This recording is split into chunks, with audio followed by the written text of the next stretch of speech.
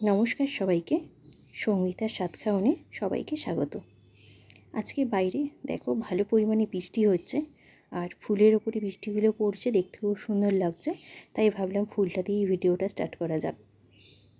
আজকে পাখিদের নতুন একটা ভিডিও তোমাদের সঙ্গে শেয়ার করব, দেখতে থাকো। আর যদি ভালো লাগে চ্যানেলটা একটু সাবস্ক্রাইব করে দিও, লাইক করে দিও। প্রথমেই তোমাদের সঙ্গে শেয়ার করছি লাস্ট যাদেরকে এনেছিলাম সেই পাখি দুটোকে, মানে লাভবার দুটো, এদেরকে লাস্ট নিয়েছিলাম। তোমাদের সঙ্গে ওদের আনার ভিডিওটা শেয়ার করেছিলাম। ওটা দেখো অনেকটাই স্বাভাবিক হয়ে গেছে, এখানের সঙ্গে মানিয়ে নিয়েছে,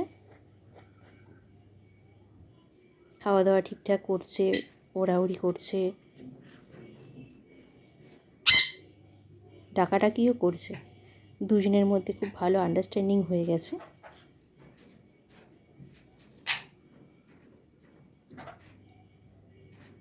দেখো খুব কিউট দেখতে লাগছে ওদেরকেও।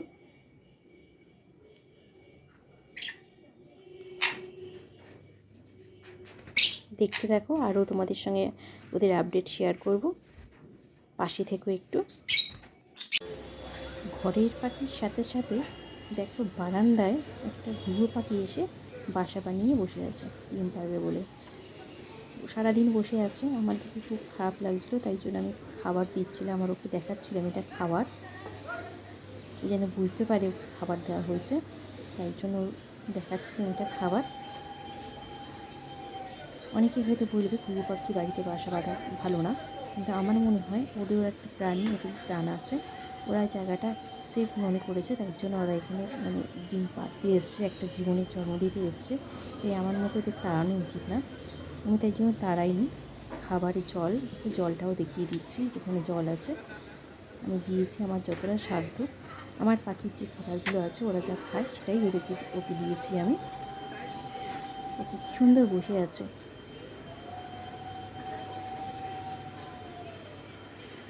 ডিম নিয়ে কি সুন্দর বসে আছে।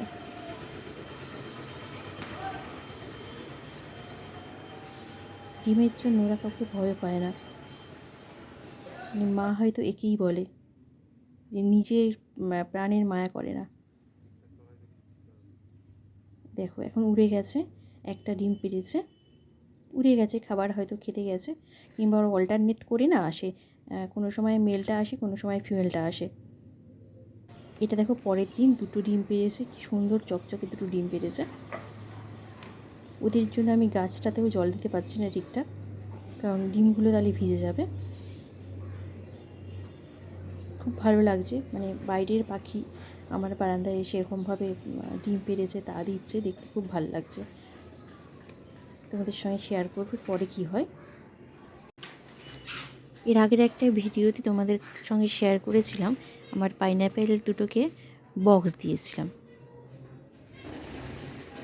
এখন ওরা বক্সের ভেতরে ঢুকছে খুব ভালোভাবে, মোটামুটি ম্যাক্সিমাম সময় বক্সের ভেতরে থাকছে। রাত্রিবেলা তো সন্ধে হওয়ার পরে বক্সের ভেতরেই থাকে, যখন একটু খেতে ইচ্ছা হয় তখন বেরোয়। এমনি অন্যান্য টাইমেও বক্সের ভিতরে থাকে। দেখো বক্সের ভেতরটা, যে বেডিংগুলো দিয়েছিলাম সেটা ওরা এরকম কুচিয়েছে।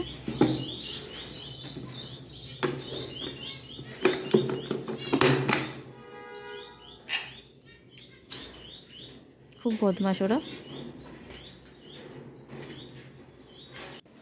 এই দেখো দুজনে মিলে একসাথে বক্সের ভেতরে আছে।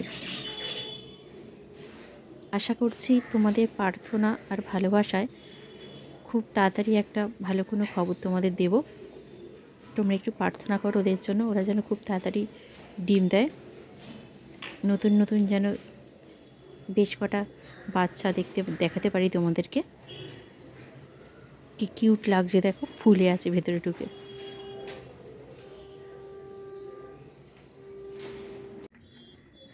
দুটোকে সামনাসামনি দেখো, খাঁচার ভেতরে মোবাইল ঢুকিয়ে তারপরে ভিডিওটা করছি। ওরা কিন্তু খুব বদমাশ, এরকম এত শান্ত হয়ে বসে আছে দেখছো, কিন্তু এরকম না, আমাকে দেখলেই সামনে খাঁচার সামনে চলে আসে বদমাইশি করার জন্য। এটা ছেলে, যেটা ঝুলে আছে, আর যেটা বসে আছে ওটা মেয়ে।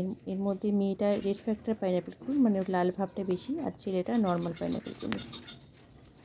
ওদের সব কিছু আপডেট তোমাদের সঙ্গে শেয়ার করবো, আর ডিম পারলে সেটাও তোমাদের সঙ্গে শেয়ার করবো।